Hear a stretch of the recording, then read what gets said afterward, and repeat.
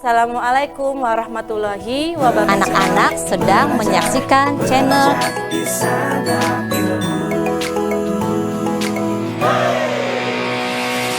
Belajar di Santap Ilmu. Banyak video-video baru yang selalu terkesan menemanimu. Ayo belajar di Santap Ilmu. Assalamualaikum warahmatullahi wabarakatuh. Semangat, sukses anak-anak. Jumpa lagi bersama saya Ibu Entik di channel YouTube Santap Ilmu. Nah, pada kesempatan ini kita akan mempelajari materi unsur senyawa dan campuran. Materi IPA kelas 8 ya. Nah, kita lihat gambar yang ada di layar kalian nih. Ada arang, ada sirup, ada gula pasir juga. Nah, kira-kira nih manakah yang termasuk unsur senyawa dan campuran? Ada yang tahu tidak? Nah, oke. Kita bahas ya. Unsur. Apa itu unsur? Unsur adalah zat tunggal yang tidak dapat diuraikan lagi menjadi zat-zat lain yang lebih sederhana dengan reaksi kimia biasa.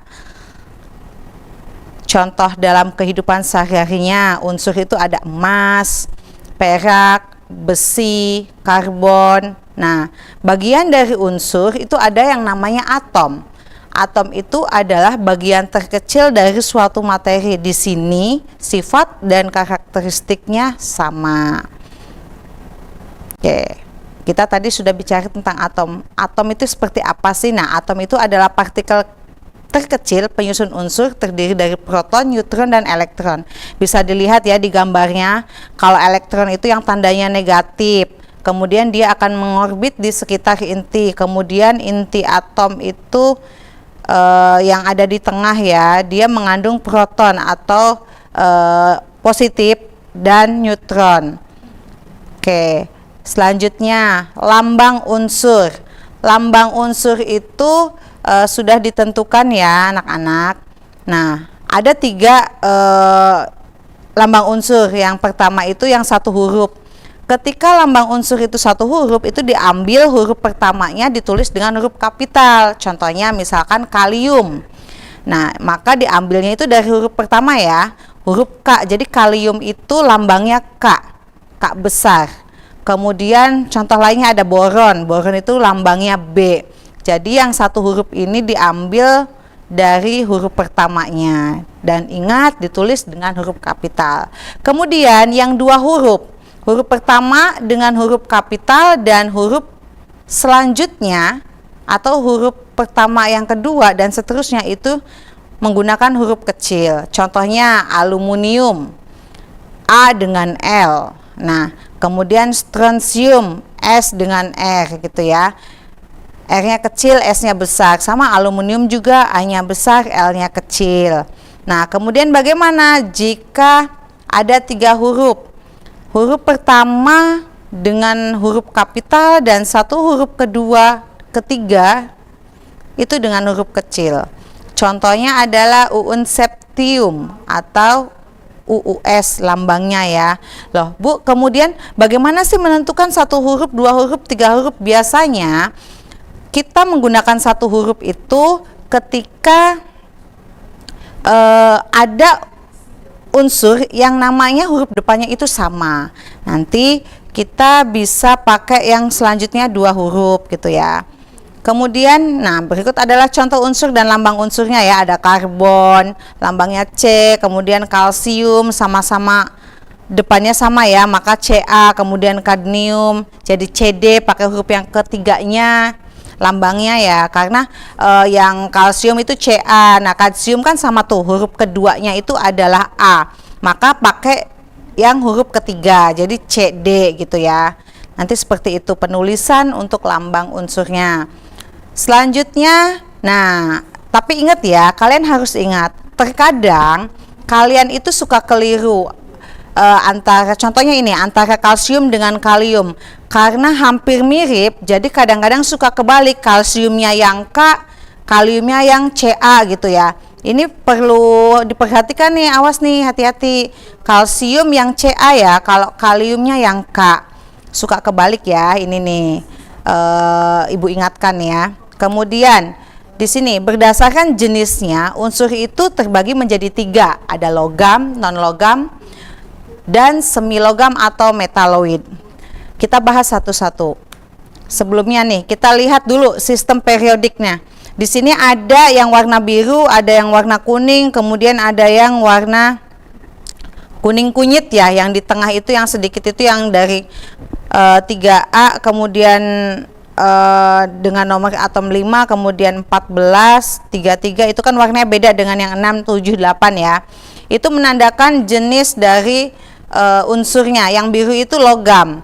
Bisa dilihat dari mana ke mana ya logamnya, kemudian yang semilogamnya, kemudian yang non logamnya. Nah, ini kalian itu harus hafal antara nama unsur dengan nama logamnya. Nanti untuk lebih dalamnya, untuk sistem periodik ini kalian bisa belajar di SMA. Nanti akan ditemui di SMA ya. Ini hanya untuk SMP itu tahu unsur apa, lambangnya apa. Bisa dilihat di sistem periodik ini. Oke, yang pertama kita bahas unsur logam dan sifatnya. Logam ini dia konduktivitasnya itu merupakan penghantar listrik. Kemudian dia juga penghantar listrik dan panas yang baik ya. Kemudian pengilapannya nih, kilapnya nih, logam ini memiliki kilap yang khas. Seperti emas, perak atau tembaga itu dia mengkilapnya itu khas, beda dengan unsur yang lain. Kemudian ada daya tempat dan tariknya, dia memungkinkan untuk dibentuk menjadi lembaran tipis atau kawat. Kayak emas itu kan bisa dibentuk dalam bentuk cincin, kemudian juga kalung itu ya. Jadi dia itu mudah untuk dibentuk. Kemudian kekerasannya. Unsur logam ini biasanya itu bersifat keras kecuali raksa atau merkuri. Ini wujudnya cair dan memiliki densitas yang tinggi.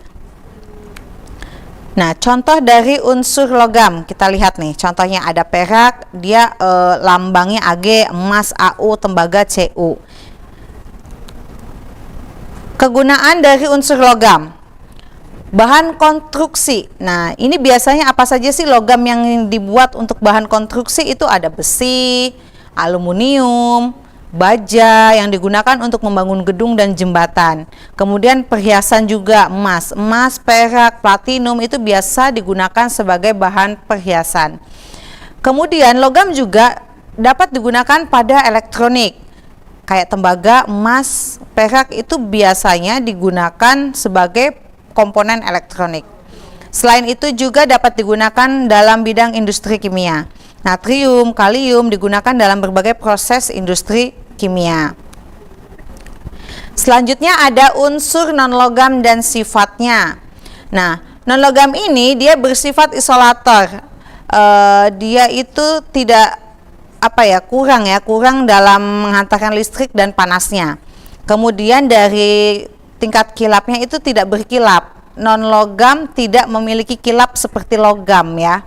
Kemudian dari tingkat kerapuhannya, non-logam ini umumnya bersifat rapuh dan mudah hancur. Titik lelehnya atau wujudnya itu titik lelehnya rendah, kemudian wujud gas atau cair pada suhu kamar. Jadi non-logam itu wujudnya dia gas atau cair ya pada suhu kamar. Kemudian kecuali bromin ya, ini dia wujudnya padat. Jadi non-logam yang wujudnya padat itu adalah bromin. Contoh unsur non-logam. Ada fluorin F, kemudian klorin Cl, kemudian bromin Br, dan masih banyak lagi. Nanti kalian bisa cari di referensi yang lain ya, bisa di internet atau di buku paket yang ada di sekolah kalian. Oke, kemudian kegunaan unsur dari non-logam. Pada pembentukan senyawa seperti oksigen, nitrogen, karbon itu merupakan unsur utama pembentuk senyawa organik dan anorganik.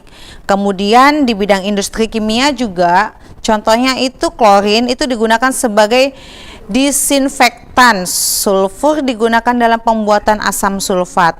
Jadi selain pembentukan senyawa juga unsur non-logam dimanfaatkan di industri kimia. Selain itu juga dimanfaatkan di bidang energi seperti karbon dalam bentuk batu bara.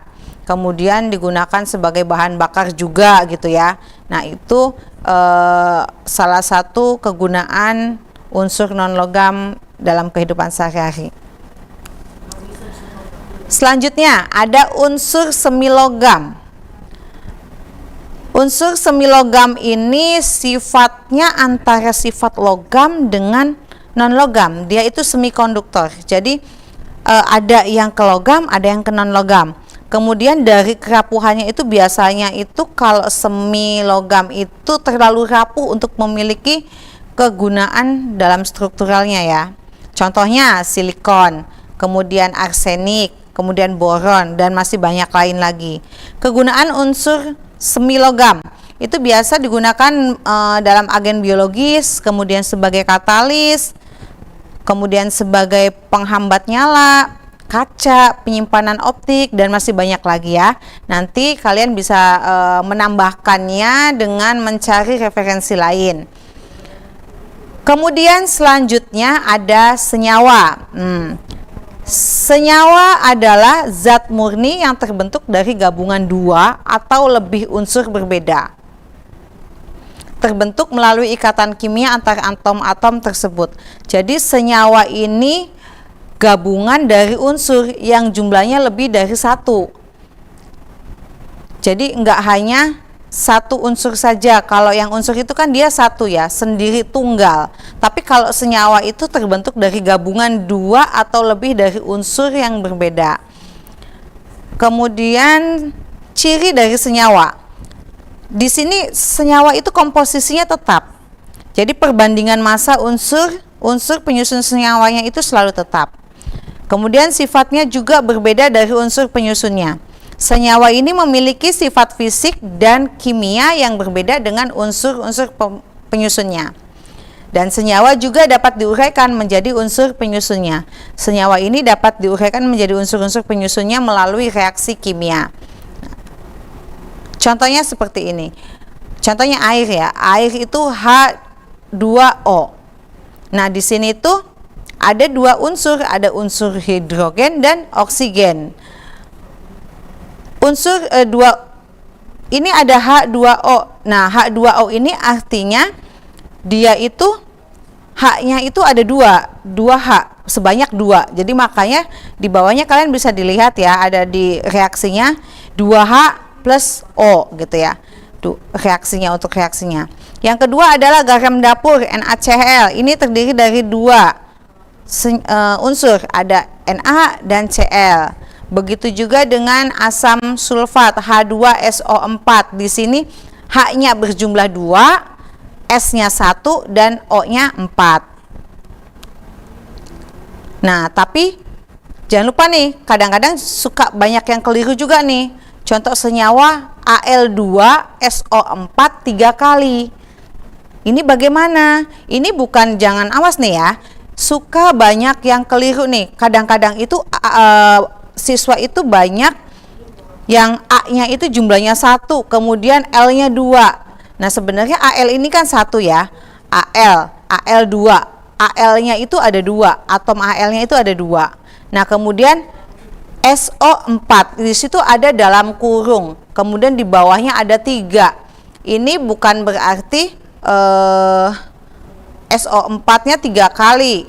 Tapi dalam penulisannya itu bukan yang SO4-nya 3 kali, tapi dipecahnya itu jadi dikalikan. S di atasnya itu di dalam kurungnya itu kan jumlahnya 1, dikali 3 setelah kurungnya itu ada angka 3, maka 3 dikali S jadi 3S, jadi 3 atom S ya. Kemudian O-nya itu ada 4, O4 kan. Nah, kemudian tutup kurung, di bawahnya ada 3. Nah, ini berarti tinggal dikali 4 dikali 3. Jadi atom O-nya itu berjumlah 12 gitu ya. Bisa dipahami ya, ini awas nih jangan keliru. Soal yang seperti ini tuh biasanya suka keluar di soal ujian akhir sekolah atau pada saat ujian nasional dulu itu sering keluar nih. Jadi hati-hati ya, jangan sampai kelupaan nih. Oke, selanjutnya molekul. Molekul ini adalah partikel terkecil dari suatu zat yang masih memiliki sifat zat tersebut. Molekul dapat terdiri dari satu atom atau molekul unsur atau lebih dari satu atom, molekul senyawa. Bisa dilihat nih ya, molekul itu ada yang terdiri dari satu atom atau molekul unsur atau juga lebih dari satu atom, molekul senyawa. Kita satu-satu ke molekul unsur dulu. Molekul unsur ini adalah gabungan dua atau lebih atom. Jadi gabungan dua atau lebih atom atau unsur yang sejenis. Jadi unsur yang sejenis atau atom sejenis itu digabungkan atau jumlahnya itu lebih dari satu. Di sini contohnya O2. O2 itu oksigen.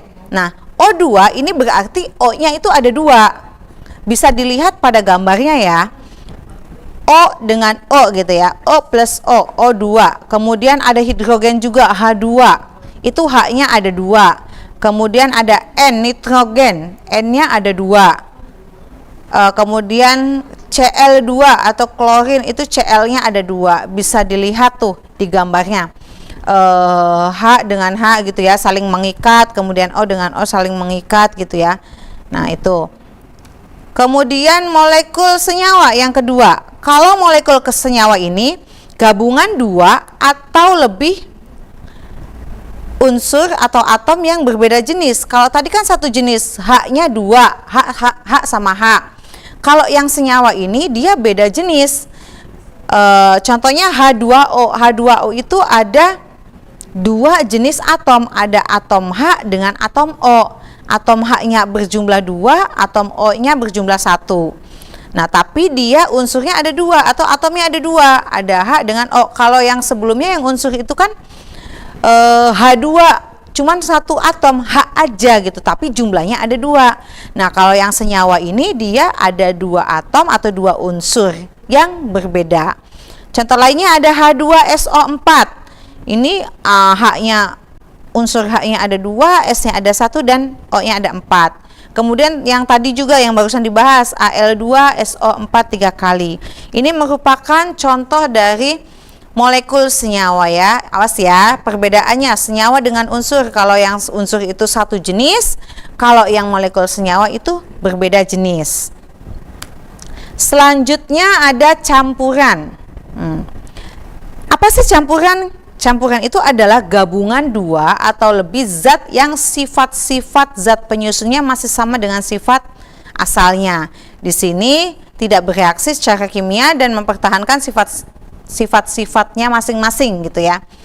Campuran ini dibedakan menjadi dua atau terbagi menjadi dua. Ada campuran homogen yang biasa kita sebut larutan. Kemudian ada campuran heterogen. Nah, campuran heterogen ini ada dua macam juga, ada suspensi dan ada koloid. Campuran homogen di sini itu komponennya tidak dapat dibedakan. Artinya kelarutan tersebut ketika sudah terlarut jadi satu, kita tidak bisa membedakan. Contohnya larutan gula. Ketika gula dilarutkan ke dalam air, maka di situ kita tidak dapat membedakan lagi mana gulanya, mana airnya setelah terlarut.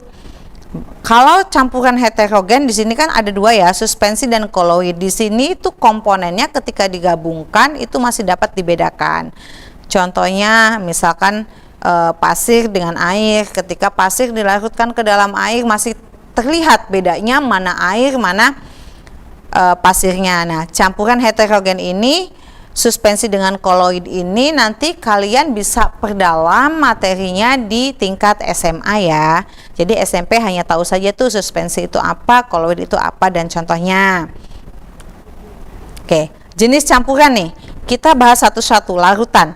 Larutan di sini adalah campuran homogen di mana zat terlarut sepenuhnya terdispensi dalam pelarut. Yang tadi sudah saya katakan ya, bahwa ketika sudah dicampur artinya tidak bisa dibedakan lagi mana unsur yang satu dengan yang satunya, atau contohnya tadi ya air gula, kemudian air garam juga. Garam ketika dilarutkan ke dalam air, maka tidak bisa lagi dibedakan mana garamnya, mana gulanya. Begitu juga dengan teh manis, ketika air teh dengan gula, kita tidak bisa membedakan mana gulanya, mana tehnya.